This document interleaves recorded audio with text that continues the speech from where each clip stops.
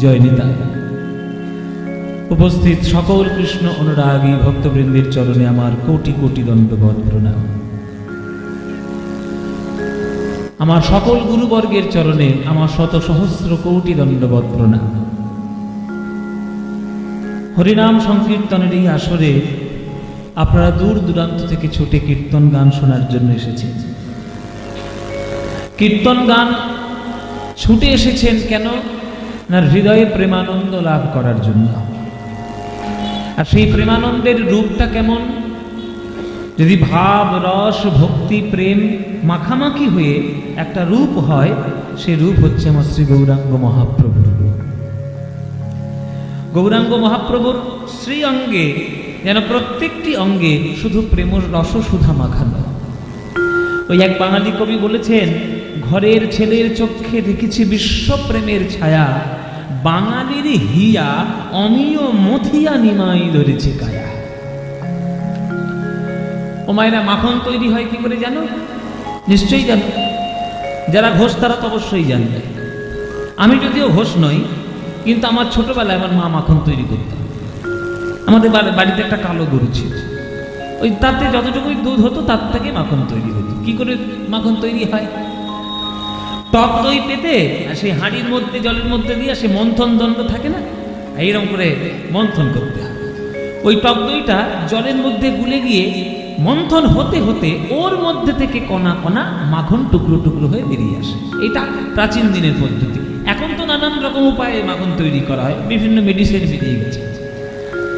বলছে প্রত্যেকটি বাঙালির হৃদয়ে যা ভক্তি রয়েছে, সেই ভক্তিকে মন্থন করতে করতে যতটুকু প্রেমের কণা বেরিয়ে এসেছে, সেই সকল বাঙালির হৃদয়ের প্রেমের কণা দিয়ে নাকি আমার গৌরাঙ্গ মহাপ্রভুর দেহ তৈরি হয়েছে।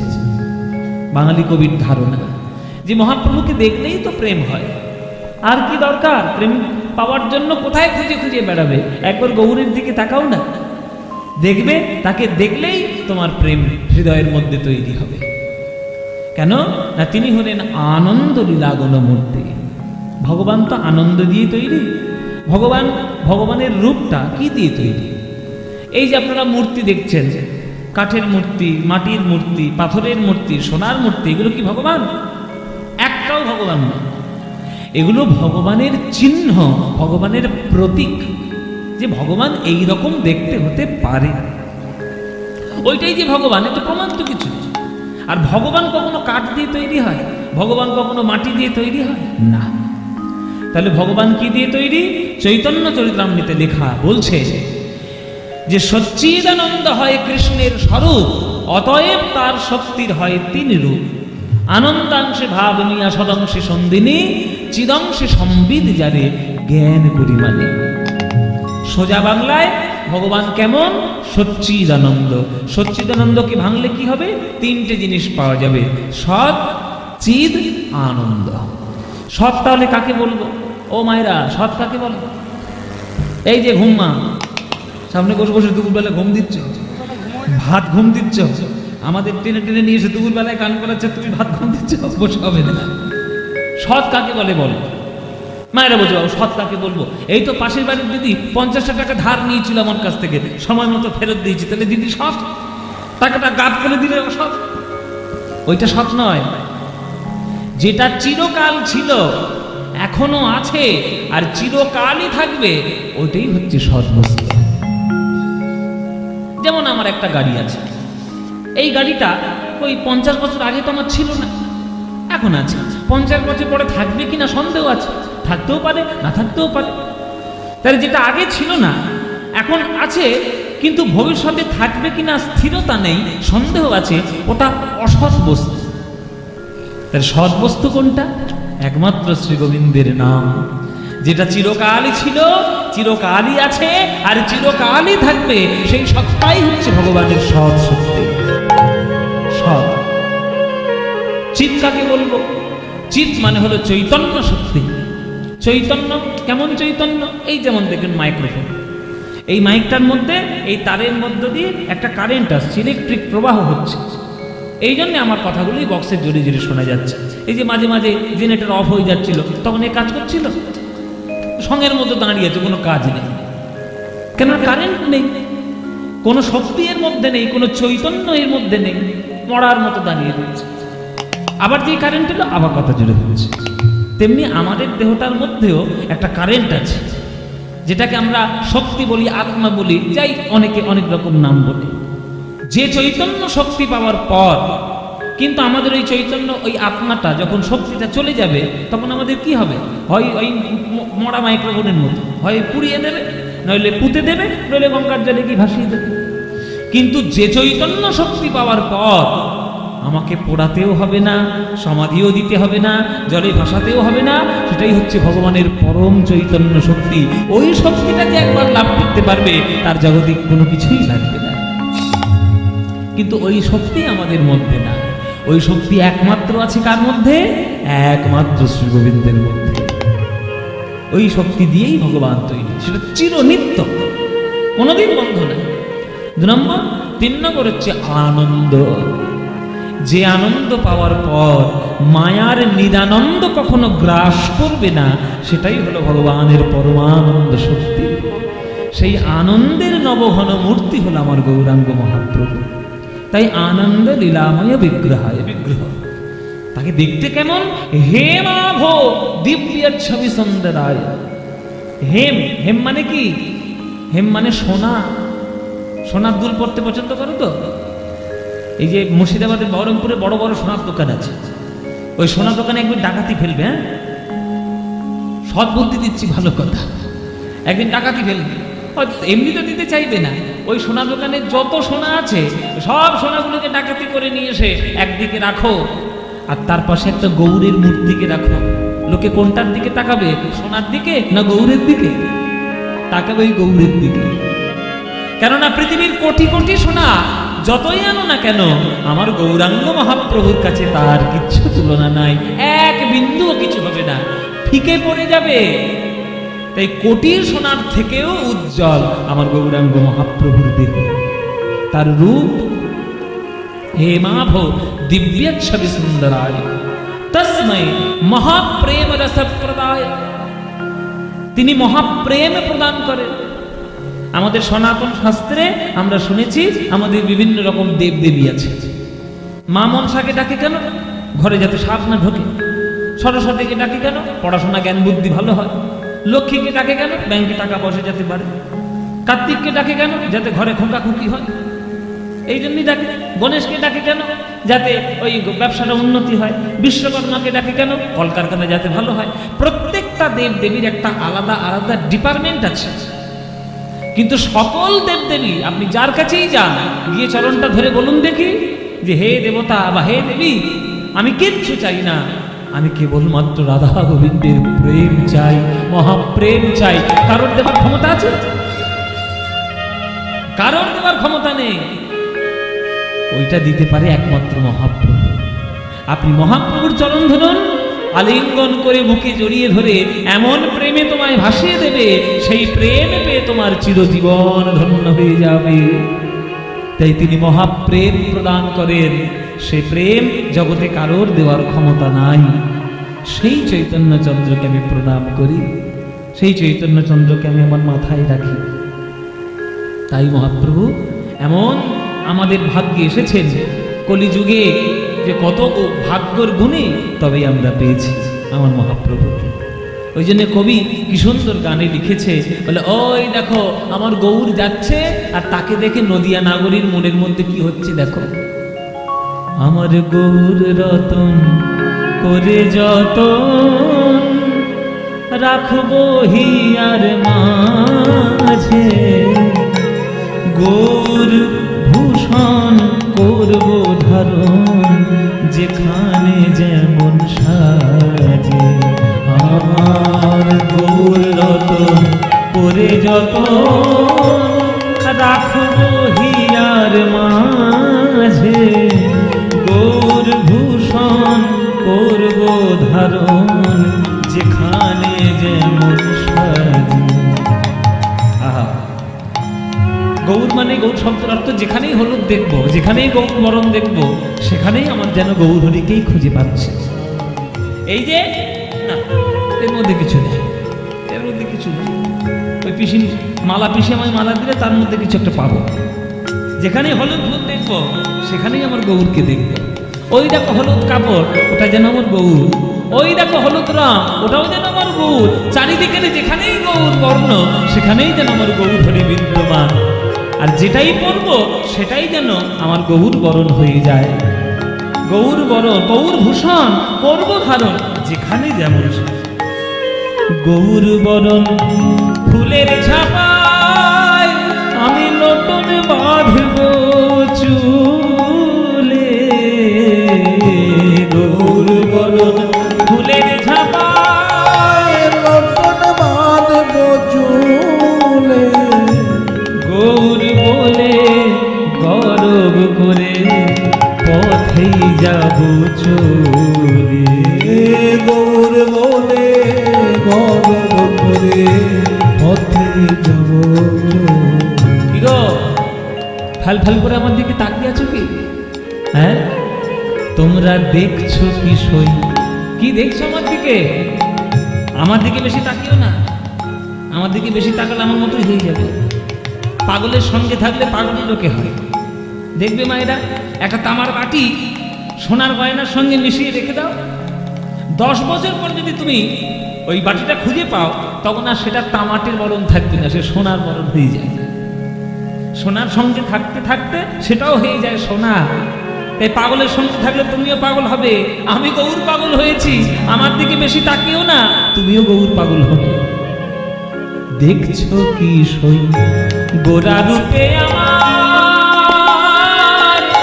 আমার সকলই গেল ভেসে। তোমরা দেখছো কি সই গোরা রূপে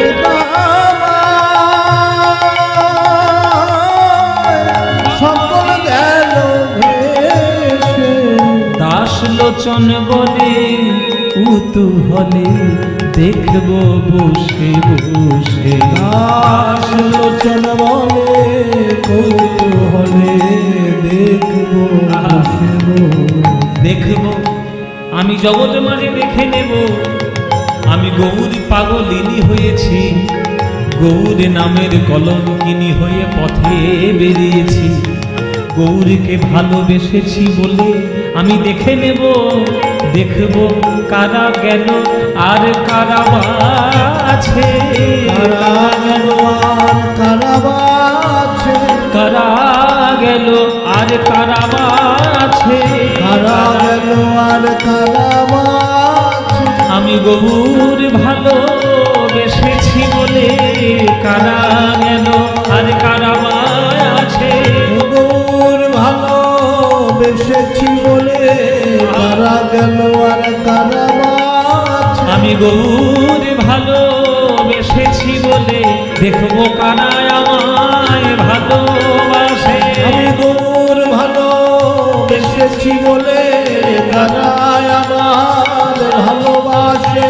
গৌর ভালো দেখেছি বলে দেখবো কারা আমায় ভালোবাসে।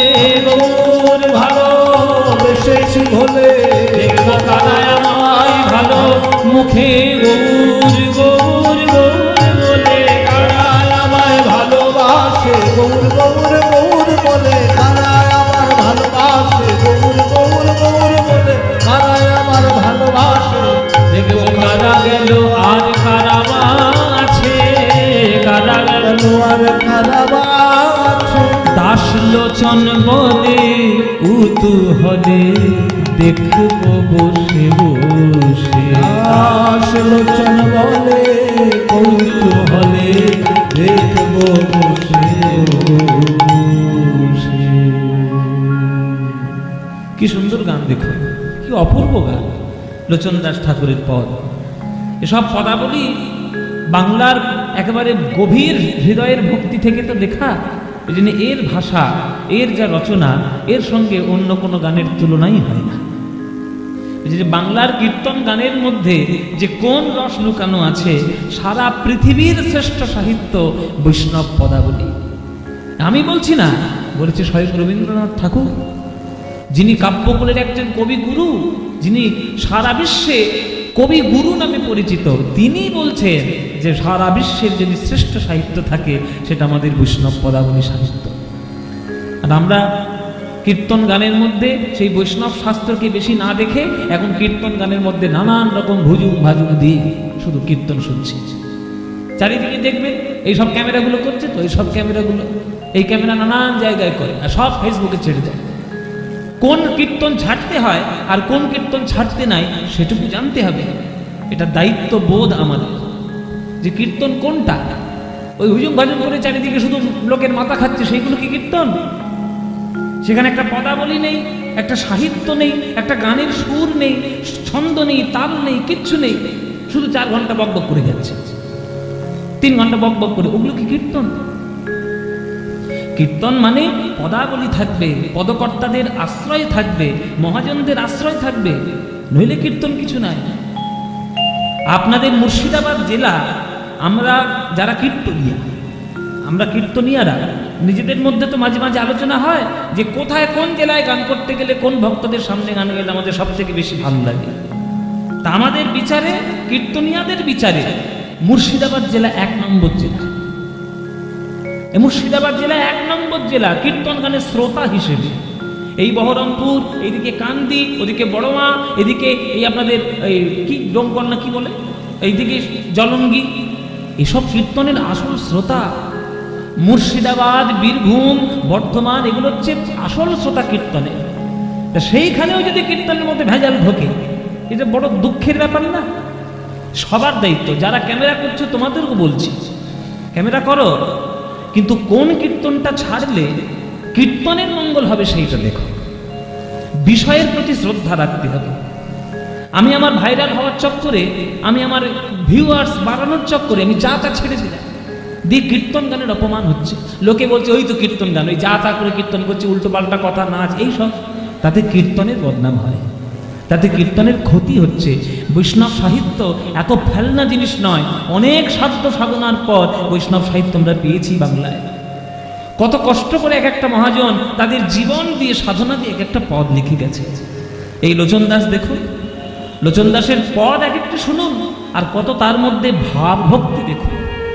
লোচন দাস বলছে যে কে আমায় ভালোবাসে আমি একবার দেখব, আমি গৌর পাগল হয়েছি, আমি গৌরকে ভালোবেসেছি, আমি জানি জগতে সবাই আমায় গ্রহণ করবে না, আমি শুধু দেখে নেব কে আমায় ভালোবাসে আর কে আমায় ছেড়ে যাচ্ছে। এসব গানের তুলনা কোথাও নেই। সবাইকে বলছি সঠিক কীর্তন শুনুন, যেখানে গান থাকবে, যেখানে সাহিত্য থাকবে, যেখানে সঠিক ভক্তি শ্রদ্ধা থাকবে, সেই কীর্তন শুনুন। আর বাকি জিনিস বর্জন করুন, একেবারে বর্জন করুন। কারণ এখনকার দিন খুব খারাপ দিন, খারাপ জিনিসটাকে লোক বেশি আগে গ্রহণ করে, ভালো জিনিসটাকে কম গ্রহণ করে। এই দেখুন ফেসবুক আর চারিদিকে ভাইরাল হচ্ছে, কত কীর্তনিয়া ভাইরাল, উল্টো পাল্টা গানকে ভাইরাল। তো কই কীর্তন জগতের যিনি সব থেকে শ্রেষ্ঠ গায়িকা সরস্বতী মা, সরস্বতী দাসী, কই তার গান একটা গেয়ে কেউ ভাইরাল করার দেখি? কেউ করিয়েছে এতদিন? কত গুণী মানুষ, কত গুণী কীর্তনিয়া, তারা মরে গেছে আমার চোখের সামনে। আমার গুরু নীলমণি দাস শেষ জীবনে খেতে পর্যন্ত পায়নি, কই তার একটা গান কেউ জানে? কেউ ভাইরাল করেছে? করেনি। কে কোথাকার উল্টো পাল্টা সে কীর্তন করে গেল, তাকে ভাইরাল করে দিল। আমার মায়া পিসি কিছুদিন আগে মারা গেলেন, মায়া পোদ্দার, নবদ্বীপ একজন বিখ্যাত কীর্তনিয়া, কেউ তার নাম জানে? বড় গান জানতেন, পদাবলী জানতেন, একেবারে পিওর কীর্তন জানতেন, কে তার গান নিয়ে ভাইরাল করেছে? কেউ করে। এটা দায়িত্ব সবার, আমারও দায়িত্ব আসল কীর্তন গাওয়ার, আপনাদের সবার দায়িত্ব আসল কীর্তন শোনা, ধরে রাখার। ওই জন্য পদাবলী যেখানে হবে সেই পদাবলী কীর্তন শ্রবণ করব, বাকি কীর্তন বর্জন করব, বর্জন করুন। সবার কাছে আমার করজোড়ে নিবেদন। দেখুন লোচন দাসের পদাবলী শ্লোকের সঙ্গে কতটা প্রাসঙ্গিকতা বজায় রেখে লোচন দাস পদাবলী লিখেছে। দেখছো কি সই তোমরা বলো, দেখছো কি সই ওই গোরা রূপে আমার সকলই গেল ভেসে, দাস লোচন বলে উতূহলে দেখবো বসে বসে, দাস লোচন বলে কৌতূহলে দেখবো বসে বসে। আমার ভাগ্য হয়েছে মায়েরা লোচন দাসের পাট বাড়িতে আমার কীর্তন করা। লোচন দাস যেখানে সাধনা করেছেন কাকুটিয়া, বীরভূম কাকুটিয়া, ওইখানে গান করার আমার সৌভাগ্য হয়েছে। সেখানে কাঠের মূর্তি নিতাই গৌর এখনো আছে, সেখানে রোজ সেবা হয়। আর সেইখানেই লোচন দাসের পদাবলী সব লেখা। সেই বীরভূম জেলায় আমার গান করার সৌভাগ্য হয়েছে। আমার সৌভাগ্য হয়েছে জয়দেব গোস্বামী, চণ্ডীদাস ঠাকুর, নানুর, আমাদের এদিকে মুলুক পাটবাড়ি, ওদিকে আমার জ্ঞানদাস পাটবাড়ি, এদিকে আমার চাকন্দি শ্রীনিবাস আচার্যের পাটবাড়ি, সব জায়গায় গান করার সৌভাগ্য হয়েছে। এসব হবে না করার সৌভাগ্য যদি গুরু কৃপা না থাকে। গুরু কৃপা চাই। তাই মহাপ্রভু আজকের কি করছেন? সবাইকে নিয়ে আজকের হরিনাম সংকীর্তনে মত্ত হয়ে রয়েছে। হ্যাঁ, সবাইকে নিয়ে, এই শ্রীবাস, এই অদ্বৈত, চলো সবাই মিলে আজকে কীর্তন করি। সবার একটু হাতে পায়ে ধরে কীর্তন শেখাই, একটু কীর্তন করি। এই চলো দেখি, খোলকর্তাল নিয়ে ওঠো, চলো সবাই মিলে কীর্তন শুরু করেছে। সবার হাতে ধরে পায়ে পড়ে, প্রভু আমার চরণ জড়িয়ে ধরে বলে, ভাই রে একবারে কৃষ্ণ বল, হরি বল, হরি বিনা জগতে কোন গতি নাই। হরে রাম হরে রাম হরে রাম কেবলম কলৌ নাস্তেভ্য নাস্তেভ্য নাস্তেভ্য গতিরন্যথা। কলিযুগে নাম বিনা গতি নাই, গতি নাই। তোদের চরণ ধরি একবার হরি বল ভাই। ভজ শ্রীকৃষ্ণ কহ শ্রীকৃষ্ণ, লহ শ্রীকৃষ্ণের নাম রে। ভজ শ্রীকৃষ্ণ কহ শ্রীকৃষ্ণ, লহ শ্রীকৃষ্ণের নাম রে। এই গানটা ভাল লাগে ভাই না? হ্যাঁ, সত্যি ভাল লাগে, সত্যি। সিরিয়ালের দিব্যি, এই দিব্যি না দিলে তো কথা শুনবে না, কি করবো? ভাল লাগে তো সিরিয়াল দিব্যি? ভালো লাগে বলো। সিরিয়াল বেশি ভাল লাগে না এই গানটা বেশি ভাল লাগে? এই গানটা বেশি ভাল লাগে। তাহলে ভালো যখন বেসেছ, ভালো যখন বাসো, ভাত টাত খেয়েছো তো, হ্যাঁ, প্রসাদ সেবা করেছে তো, ব্যাস তাহলে এমন জোরে জোরে এই গানটা গাইবে, এই রাস্তা যেন বন্ধ হয়ে যায়। গাইতে পারবে তো? চলো দেখি কেমন গাইতে পারো, শুনি। ভজ শ্রীকৃষ্ণ কহ শ্রীকৃষ্ণ, লহ শ্রীকৃষ্ণের নাম রে। বলো, ভজ শ্রীকৃষ্ণ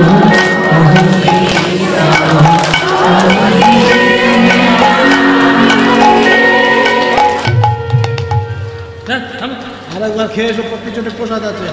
পিছনে প্রসাদ আছে, আরেকবার খেয়ে এসো। এই সামনের মা গোটা গাইছে, পিছনে বলে আমরা তো পিছনে আছি, বলে আমাদের দেখতে পাবে। এই যে তোমরা ফাঁকিবাজি বিদ্যে শুরু করেছো, এই ফাঁকি। আচ্ছা সত্যি তোমরা ভালোবাসো এই ভজ শ্রীকৃষ্ণ কহ শ্রীকৃষ্ণ লহ শ্রীকৃষ্ণের নাম রে? এই গানটা তোমাদের যাদের যাদের ভালো লাগে না, একবার উলুধ্বনি দাও জোরে।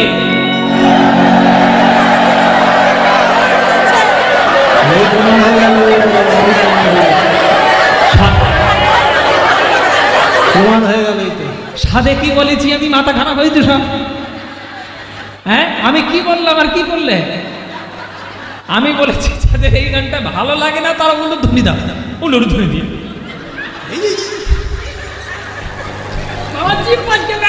জিভ ফস, তুই খেয়ে আয় যা। বলে জিভ ফসকে বেরিয়ে গেছে, বলে ভাবের গতি দিয়ে ফেলেছি বাবা ভুল করে। আচ্ছা আচ্ছা ঠিক আছে, ভুল করে যখন হয়েছে একটা সুযোগ আমি দিই।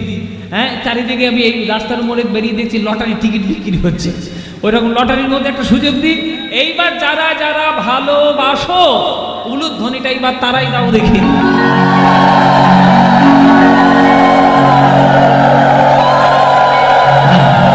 ভালোবাসো না? না ভালোবাসো, ভুল করে দিয়ে ফেলেছে কি করবে?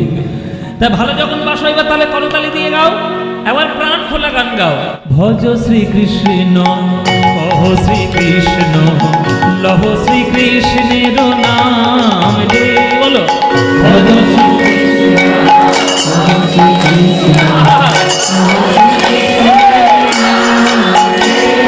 যে জনা শ্রীকৃষ্ণ ভজে সে হয় আমার প্রাণ রে। বলো, যে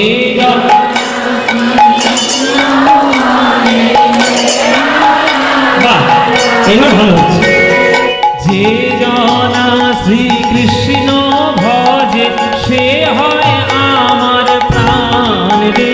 বলো যে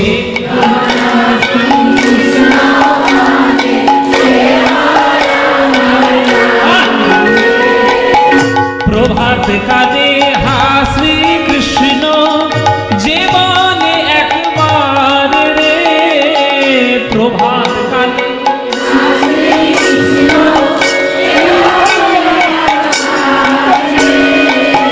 সেই জন আমার হয় আমি হই তার রে। বলো সে জন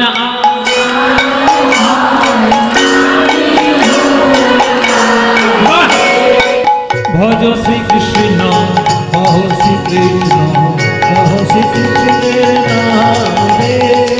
ভজ শ্রীকৃষ্ণ, কহ শ্রীকৃষ্ণ, কহ শ্রীকৃষ্ণের নামে। আহা যে জনা শ্রীকৃষ্ণ ভজে সে হয় ধ্বনি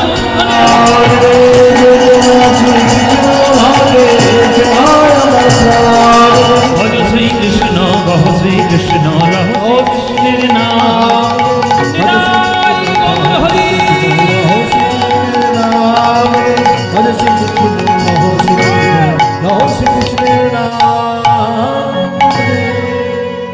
বলো আনন্দ হয়েছে? হয়েছে? এই আনন্দ আর কোথাও পাবে? এই আনন্দ পেতে গেলে একেবারে এই প্রত্যেক বছর এই শঙ্কর বাবুর বাড়িতে কীর্তন শুনতে আসতে হবে। হ্যাঁ লাস্টে ঠিক আছে। আজ নাচবে? এত ডান্স, বাংলা ডান্সে যাওয়ার ইচ্ছে, তাহলে সব নাচবে। আচ্ছা ঠিক আছে, শেষে হবে, শেষ একদম লাস্টে। আগে পাড়াটা ভালো করে করে নি, তারপরে শুনলাম। তাহলে এই গানে আনন্দ হলো তো? এই আনন্দ কীর্তনের মধ্যেই আছে, সারা পৃথিবীতে অন্য কোনো গানে নেই। কিছু মনে করবেন না, এখন তো পৃথিবীতে চারিদিকে বিভিন্ন ধরনের গান হোক, তাতে সমর্থন আছে, কোনো ব্যাপার না। ভালো গান হোক, ভালো চারিদিকে হোক, কিন্তু কিছু কিছু অনুষ্ঠানেও আমি দেখেছি, এমনকি বড় দুঃখের সঙ্গে বলছি, কীর্তনের কিছু কিছু আসরেও দেখেছি, সামনে হচ্ছে কীর্তন, পিছনে গিয়ে অখাদ্য কুখাদ্য খেয়ে বসে আছে। তাহলে একটা আসরের মধ্যে যদি এরকম তোমরা শুরু করো, তাহলে কীর্তনের মর্যাদা কি রইল? সঠিক কীর্তনে ভক্তি দিয়ে যে আনন্দ হয়, ভক্তি দিয়ে আপনি যে নাচটি করবেন সেই নাচ গোবিন্দ দেখবে, ভক্তি দিয়ে যে গানটি গাইবেন সেই গান গোবিন্দ শুনবে। কিন্তু যে যার মধ্যে ভেজাল হয়ে যাবে আর গোবিন্দ সেটা গ্রহণ করবে না, কেননা ভক্তির মধ্যে ভেজাল গোবিন্দ পছন্দ করেন না। সুতরাং এই যে কীর্তনের মধ্যে আনন্দ হলো, এই আনন্দ আমরা কার থেকে পেয়েছি? মহাপ্রভুর থেকে। তাই মহাপ্রভু সবাইকে নিয়ে কীর্তন করছে, এই চলো সবাই মিলে কীর্তন করবো। সুরধুনির তীরে তীর মহাবিল সই সমবয় বালক সঙ্গ। সুরধুনির তীরে তীর মহাবিল সই সমবয় বালক সঙ্গ।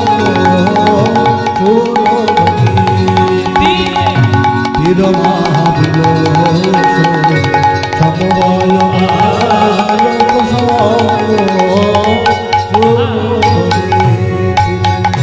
করতালে তালে ধ্বনিত হরি হরি ধ্বনি।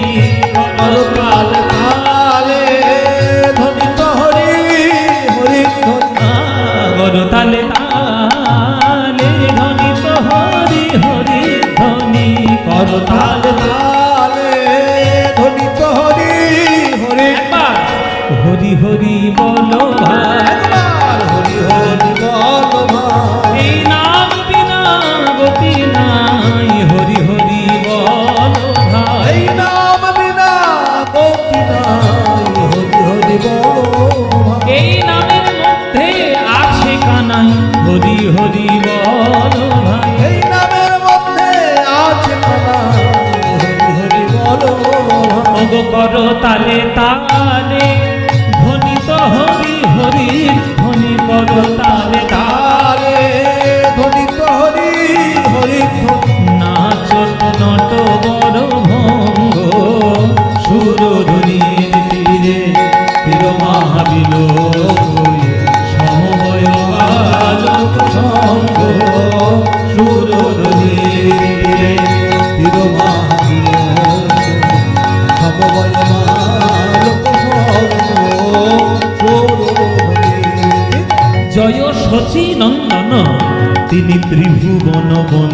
নন্দন পূর্ণ পূর্ণ অবতার জয় সচিনন্দন ত্রিভুবন পূর্ণ পূর্ণ অবতার ভব ভয় ভঞ্জন নাম মনোরঞ্জন ভব ভয় ভঞ্জন সংকীর্তন পরচার সংকীর্তন পরচার চম্পক গৌর প্রেম ভয়ে কম্পজি চম্পক গৌর প্রেম ভয়ে কম্প ঝম্পই সহচর গৌর ঝম্পই সহচর ভাবই আকুল নয়ন যুগল ভাবই আকুল নয়ন ওই ভাবই আকুল নয়ন যুগল ভাবই আকুল নয়ন যুগল কঞ্জ নয়নে ঝরে দো কঞ্জ নয়নে ঝরে দো ধনী ধনী ভাবিনী চতুরের শিরোমণি বিভগদ জীবন জীবন ধনী ধনী ভাবিনী চতুরের শিরোমণি বিভগত জীবন গোবিন্দ দাস এহেন রসে বঞ্চিত গোবিন্দ দাস হেন রাস বঞ্চিত কবহু শ্রবণে নাহি পিব কবহু সবনে নাহি পিব কবহু শ্রবণে নাহি পিব কবহু শ্রবণে পিব ধনী ধনী ভাবিনী চতুরের শিরোমণি বিধুগত জীবন জীবন গোবিন্দ দাস হেন রসে বঞ্চিত কবহু শ্রবণে নাহি পিব গৌরচন্দ্রিকা সমর্পণ হলো। এবার চলুন আমরা বৃন্দাবনে যাই। যে আজকের যে লীলাটি আমরা গাইব এটি শ্রীমদ্ ভাগবতের লীলা। শ্রীমদ্ ভাগবত আপনাদের বাড়িতে আছে? শ্রীমদ্ ভাগবত যাদের নেই তারা কিনে রাখবেন। ভক্ত হতে গেলে কিছু কিছু গ্রন্থ পাঠ করতে হয়, বাড়িতে সেসব গ্রন্থ রাখতেও হয়। কয়েকটা গ্রন্থ আমি আপনাদের বলে দিচ্ছি, আপনারা লিখে নিতে পারেন, দরকার হলে মুখস্থ করে নিন। অন্তত 4খানা গ্রন্থ যেন আপনার বাড়িতে থাকে ভক্তি পাওয়ার জন্য। 4খানা গ্রন্থ কি কি? প্রথম গ্রন্থ হলো শ্রীমদ্ ভাগবত গীতা। গীতা যেন প্রত্যেকের বাড়িতে একটা করে থাকে, হ্যাঁ গীতা। দ্বিতীয় হচ্ছে শ্রীমদ্ ভাগবত যে পুরাণ, যে কথাটা বলছি ভাগবত পুরাণ, শ্রীমদ্ ভাগবত তাহলে শ্রীমদ্ ভাগবত মহাপুরাণ এটা যেন থাকে। 3 নম্বর হচ্ছে শ্রীচৈতন্য ভাগবত, আমার মহাপ্রভুকে কেন্দ্র করে শ্রীচৈতন্য ভাগবত বৃন্দাবন দাসের লেখা। আর 4 নম্বর খুব ইম্পর্টেন্ট বই, খুব গুরুত্বপূর্ণ বই, ভাব ভক্তি তত্ত্ব সমস্ত কিছু জানার জন্য এবং লীলা বোঝার জন্য আরেকটি গ্রন্থ শ্রীচৈতন্য চরিতামৃত, কৃষ্ণদাস কবিরাজ গোস্বামীর রচনা শ্রীচৈতন্য চরিতামৃত। এই গ্রন্থটি যেন সবার বাড়ি থাকে। এই 4খানি গ্রন্থ মিনিমাম কিনে রাখবেন, যখনই সময় পাবেন 10 মিনিট করে পড়বেন, তাতেই লাভ হয়। কেননা ভাব ভক্তি আস্বাদন আপনি করবেন, সেগুলোর সন্ধান যদি আপনি না পান তাহলে রস আস্বাদন হবে কি করে? আজকের আমরা যে ব্রহ্মমোহন লীলাটি গাইব এটি শ্রীমদ্ ভাগবত থেকে নেওয়া। শ্রীমদ্ ভাগবতের 12টা স্কন্ধ আছে। 12টা স্কন্ধের 10 নম্বর স্কন্ধে 13 এবং 14 এই দুটো অধ্যায়ে এই লীলাটা বর্ণিত আছে। 13, 14 এই দুটো অধ্যায়। লীলাটার নামও লেখা আছে ব্রহ্মমোহন, তাই আমরা লিখেছি ব্রহ্মমোহন। সেই ব্রহ্মমোহন লীলা আজকে আমরা সাধন করব শ্রীধাম বৃন্দাবনে। চলুন তাহলে সবাই মিলে আমরা একটু বৃন্দাবনে যাই। বৃন্দাবনে যখনই যাব, এখন আছি আমরা গঙ্গার পাড়ে, দেখুন এটাও একটা গঙ্গার পাড়, আপনাদের বহরমপুর, আমরা আছি গঙ্গার পাড়ে, নবদ্বীপ গঙ্গার পাড়ে, তাহলে দুটোই গঙ্গার পাড়ে। এবার যাব আমরা কোথায়? যমুনার পাড়ে। বৃন্দাবন হচ্ছে যমুনার পাড়ে। চলো তাহলে বৃন্দাবনে আমরা যাব যখন, একটা হিন্দি ভজন গাইতে গাইতে যাব। কি গাইবো নাকি? গাইবো না, একটা ভজন গাই। আচ্ছা, অনেকেই ভেবেছে ভজন মানে এবার বোধহয় হিন্দি গান একটা শুরু হবে, এবার নাচবো আমরা। না, খবরদার নয়, আমি পারবো না মায়েরা। ওই কোমর দুলিয়ে শুধু হিন্দি গানের মতো নাচ দিলাম, আর হিন্দি ভজনের কোনো মানেই রইল না, ও গান আমি গাই না। যে গানটা গাইব তিনি বিরাট বড় সাধিকা, তার লেখা ভজন, যার ভজন শুনলে হৃদয়ের মধ্যে তত্ত্ব ভক্তি দুই পাওয়া যাবে। পায়ো জি मैंने, पायो जी मैंने राम रतन धन पायो, पायो जी मैंने राम रतन धन पायो, पायो जी मैंने हरि बोल हरि बोल पायो जी मैंने राम रतन धन पायो, जी मैंने राम रतन धन राम रतन धन पायो, राम रतन धन पायो, मैंने राम रतन धन पायो, पायो जी मैंने राम रतन धन पायो, जी मैंने राम रतन धन पायो, जी मैंने राम रतन धन। वस्तु अमोलिक दिए मेरे सतगुरु, वस्तु अमोलिक दिए मेरे सतगुरु। दीक्षा कारा নিয়েছে? হাত তোলো দেখি, কারা কারা দীক্ষা নিয়েছে? ও বাবা, এই তো সবাই দীক্ষা নিয়েছে। সবাই দীক্ষা নিয়েছো? খুব ভালো কথা। দীক্ষা কাকে বলে? দীক্ষার তাৎপর্য কি? দিয়ে খা। এটা আবার কি মানে হলো বাবা? এ তো সাংঘাতিক মানে। দীক্ষা মানে দিয়ে খা। আচ্ছা, জানি না বাবা এটার তত্ত্ব কি, তাৎপর্য কি। আমার যেটা জানা আছে সেটা আপনাদের বলি। শুনুন, একটা পাথরের মন্দিরে বা বড় মন্দিরে যেমন একটা বিগ্রহ প্রতিষ্ঠা হয়, একটা সোনার মন্দিরে সোনার বিগ্রহ প্রতিষ্ঠা হয়, তেমনি আমাদের দেহটাও হলো একটা মন্দির। এই দেহ মন্দিরের মধ্যে তো পাথরের মূর্তি বসানো যাবে না, সোনার মূর্তি, রূপোর মূর্তি, কাঠের মূর্তি তো বসানো যাবে না।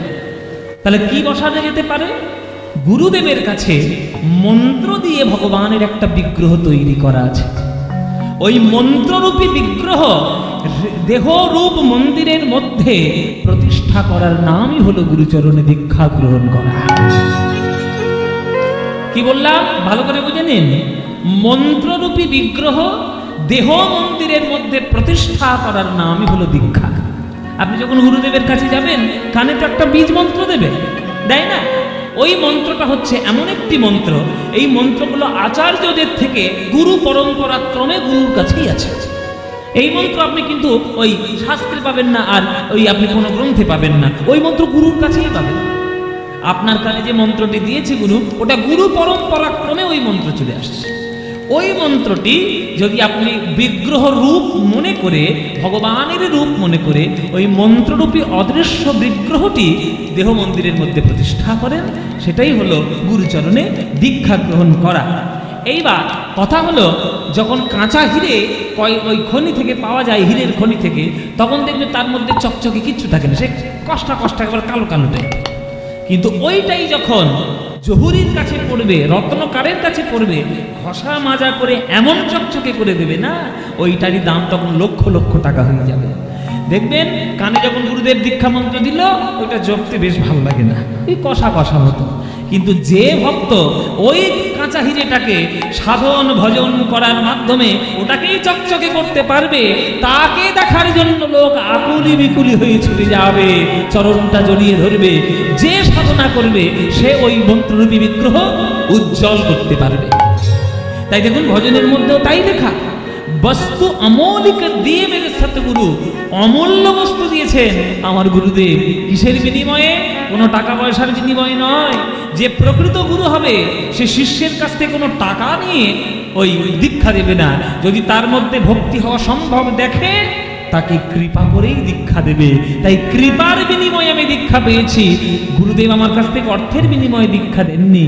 কৃপা কর अपनायो पायो जी मैंने, कृपा कर अपनायो पायो जी मैंने, राम रतन धन पायो पायो जी मैंने, राम रतन धन पायो जी मैंने, राम रतन धन चोर न लूटे खर्च न खूटे, चोर न लूटे खर्च ना खूटे, चोर न लूटे खर्च न खूटे, चोर न लूटे खर्च ना खूटे। এই যে মায়েরা, মনে করো তোমার বাবা খুব বড় লোক, তোমায় বিয়ে দেওয়ার সময় 10 লাখ টাকার সোনার গয়না তোমাকে তৈরি করে দিয়েছে। ওই 10 লাখ টাকার গয়না সবগুলো গায়ে পরে আর এই বহরমপুর থেকে ট্রেন ধরে শিয়ালদায় যেতে পারবে? পারবে না। কেন? তোমার গয়না তুমি পড়েছো, কার কি এসে যায়? বলে বাবা আমার গয়না তো আমিই পড়েছি, কিন্তু চোর যদি একবার দেখতে পায় আসল গয়না, আমাকে কি আর রাস্তা রাখবে? ওই ট্রেনের মধ্যে এমনি কান টেনে ছিঁড়ে দেবে, আঙুলে থাকলে আঙুল কেটে নেবে, গলায় থাকলে হাত টেনে খুলে নেবে। তাহলে চোরের ভয়ে আপনি কোনো সোনা পড়তে পারবেন না। কিন্তু রাম রত্ন হৃদয়ে ধারণ করে পৃথিবীর যেখানে খুশি চলে যান, কোনো চোরের কোনো ভয় নাই, বরং ভয় দূর হয়ে যায়। দেহটার মধ্যে 6টা চোর আছে, কাম ক্রোধ লোভ মোহ মদ মাৎসর্য। এই 6টা চোরের ভয় চিরকালের মতো দূর হয়ে যাবে। তাহলে চোরে না লুটে খরচে না খুঁটে, দিনে দিনে বাড়াতে সময়। যত খরচা করবে এমন এক রত্ন আরো বেড়ে যাবে, কমে আর না। চোর না লুটে খরচ না খুঁটে, চোর না লুটে खर्च ना खूटे, चोर न लूटे खर्च न खूटे, चोर न लूटे खर्च ना खूटे। दिन दिन बढ़त समायो पायो जी मैंने, दिन दिन बढ़त समायो पायो जी मैंने, राम रतन धन पायो जो जी मैंने राम रतन धन पायो, जो जी मैंने राम रतन धन पायो, जो जी मैंने राम रतन धन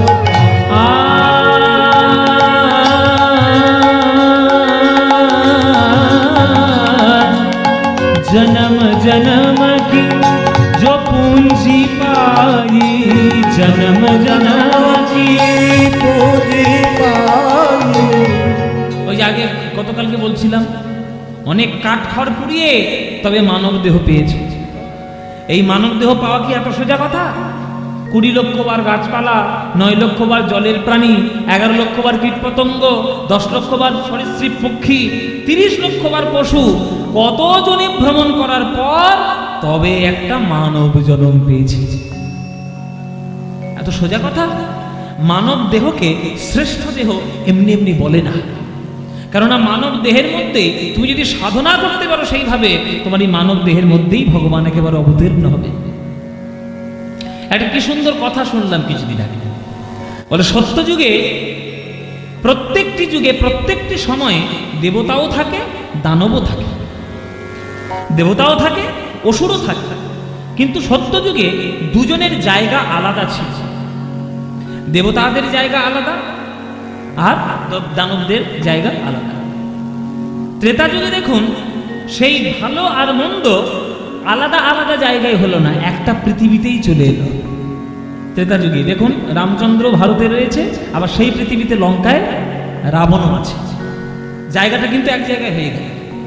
দাপর যুগ যেই পড়লো, ওই ভালো আর মন্দ, দৈত্য আর দানব এক ঘরের মধ্যে চলে এলো।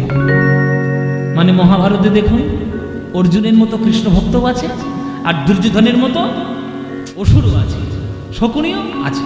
তাহলে একটা পরিবারের মধ্যেই চলে এলো। আর কলিযুগ যেই পড়লো ওই ভালো মন্দ দৈত্য দানব এক দেহের মধ্যেই চলে এলো।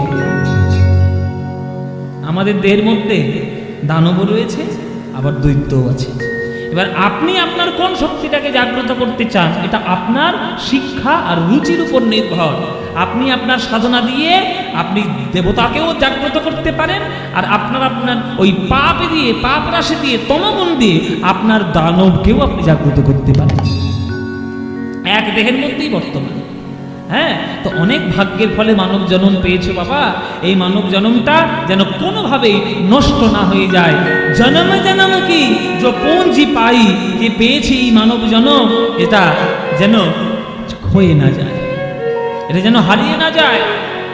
জন্ম জন্ম কি जो पूंजी पाई, जन्म जन्म की पूंजी पाई, इस जग में सब ही खोआयो पायो जी मैंने, जग में सब ही खोआयो पायो जी मैंने, राम रतन धन पायो पायो जी मैंने, नाम रतन धन पायो पायो जी मैंने, नाम रतन धन पायो जी मैंने, नाम रतन धन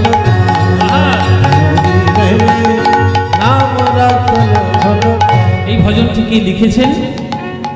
আপনাদের মতোই, আপনাদের থেকে আরো উন্নত এক মহিলা, এক মা, এক ভক্ত, मीराबाई। मीरा के प्रभु गिरिधर नागर, मीरा के प्रभु गिरिधर नागर। রাজস্থানের সাধিকা মীরা ছোটবেলায় তার বাবা বলে একটা কৃষ্ণ মূর্তি দিয়েছে, হ্যাঁ, দিয়ে বলছে এই হচ্ছে তোর আসল মানুষ, একেই ভালোবাসবি। পুতুল খেলা করতে ভালোবাসতে, তো একটা কৃষ্ণের পুতুল দিয়েছে। ও মায়েরা, ওই কৃষ্ণের মূর্তিটায় তার জীবনের সার হয়ে গেল। সারা জীবন অন্য কোন রূপের দিকেই তার মন যায়নি, শুধু কৃষ্ণ কৃষ্ণ বলেই মীরাবাই পাগল হয়ে গেছে।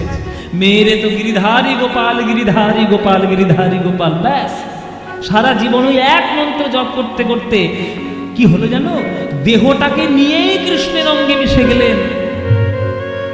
কত বড় সাধনা, কত বিরাট বড় সাধিকা। তাকে মারার জন্য কত চেষ্টা করেছে, বিষ দেওয়া হয়েছে, জেলে পুড়েছে, পাহাড় থেকে ফেলে দেওয়া হয়েছে, নানান কীর্তি, কিন্তু মীরাবাইয়ের কিচ্ছু হলো না। যার মাথায় কৃষ্ণের হাত, তার আবার কিসের চিন্তা? সেই মীরাবাইয়ের চরণে আমাদের প্রণাম। তিনি এই ভজন রচনা করেছেন। মীরা কহে প্রভু গিরিধর নাগর, मीरा कहे प्रभु गिरिधर नागर। মীরা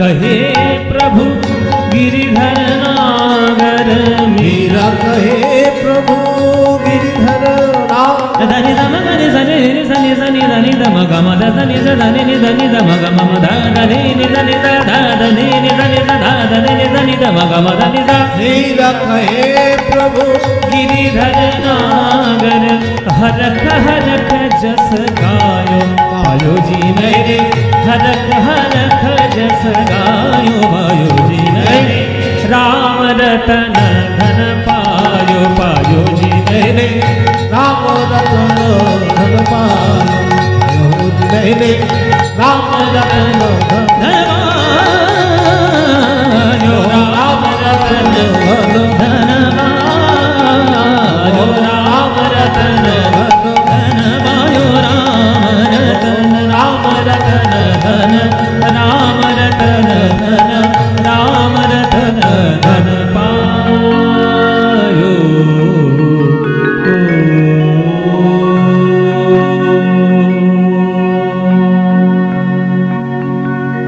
वृंदावनं सखी भूववितु नोति कीर्ति यद देवकी सुत पदाम्बुजलब्धलक्ष्मी गोविंद वेणुमन्मत्त मयूर नृत्यं पृक्सादि सान्य परतान्य समस्त सत्वं सबाई बलि बोलो बोल वृंदावन धाम की वृंदावन धाम की वृंदावन धाम की श्रीमती राधा रानी की श्रीमती राधा रानी की श्रीमती राधा रानी की बोलो प्रेम से राधे राधे बोलो राधे राधे बोलो राधे